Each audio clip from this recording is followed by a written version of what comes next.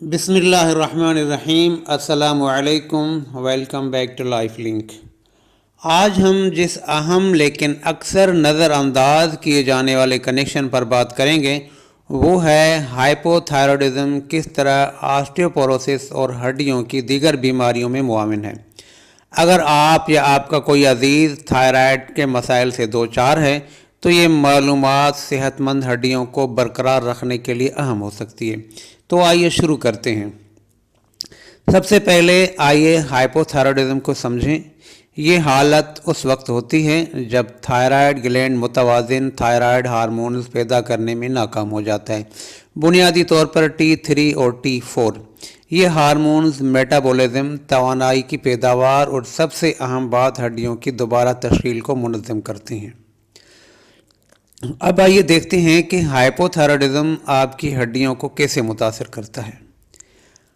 سب سے پہلے ہے ہڈیوں کے ٹرن اوور کو سست کر دیتا ہے۔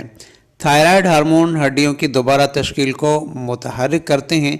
جہاں پرانی ہڈی ٹوٹ جاتی ہے اور اس کی جگہ نئی ہڈی لگائی جاتی ہے۔ ہائپوتھائرائڈزم میں یہ عمل سست ہو جاتا ہے جس سے ہڈیاں کمزور ہو جاتی ہیں۔ کیلشیم کے جذب کو کم کرتا ہے۔ تھائرائیڈ ہارمونز کیلشیم میٹابولزم کو منظم کرنے میں مدد کرتے ہیں۔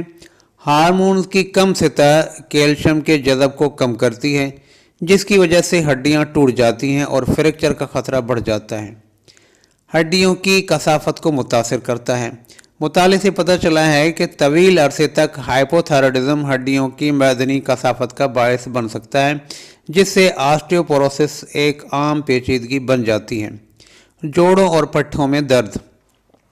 ہائپوتھائرائڈزم بھی سختی، جوڑوں کے درد اور آسٹیو آرتھرائٹس کے بڑھتے ہوئے خطرے کا سبب بن سکتا ہے۔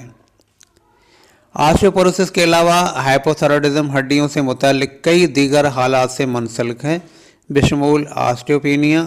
یہ ایک ایسی حالت جہاں ہڈیوں کی معدنی کثافت معمول سے کم ہے، لیکن ابھی تک اسے آسٹیوپوروسس کے طور پر درجہ بندی نہیں کیا گیا ہے۔ آسٹیوملیشیا، معدنیات کی خرابی کی وجہ سے ہڈیوں کا نرم ہو جانا۔ آسٹیو آرتھرائٹس، ٹشوز کی سست مرمت کی وجہ سے جوڑوں کی تنزلی میں اضافہ۔ فریکچر، معمولی گرنے یا زخمی ہونے کے باوجود فریکچر کے لیے زیادہ حساسیت۔ ہائپوتھائرائڈزم میں ہڈیوں کی بیماری کو کیسے روکا جائے اور ان کا انتظام کیسے کیا جائے؟ ہڈیوں کی صحت کے لیے اپنے تھائرائیڈ کی سطح کا انتظام کرنا بہت ضروری ہے۔ اس بات کو یقینی بنائیں کہ آپ تھائرائیڈ کی دوائیوں کی صحیح خوراک لے رہے ہیں، جیسا کہ آپ کا ڈاکٹر نے آپ کو تجویز کیا ہے۔ کیلشیم سے بھرپور غذائیں جیسے ڈیری، سبز پتوں والی سبزیاں، گری دار میوے اور مضبوط غذا شامل کریں۔ اس کے علاوہ وٹامن ڈی کی مناسب مقدار کو یقینی بنائیں۔ باقاعدگی سے ورزش کریں۔ وزن اٹھانے والی ورزشیں جیسے چہل قدمی، جاگنگ اور مزاحمتی تربیت ہڈیوں کو مضبوط بناتی ہے۔ ضرورت سے زیادہ کیفین اور الکحل سے پرہیز کریں۔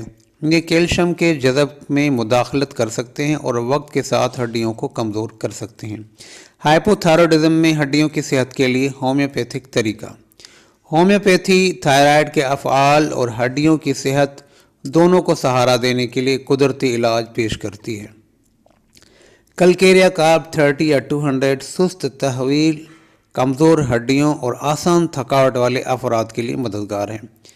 سلیشیا 30 6X یا کوئی بھی لو پوٹینسی ہڈیوں کی کثافت اور مضبوطی کو بہتر بناتی ہے ان لوگوں میں جو فریکچر کا شکار ہوتی ہیں۔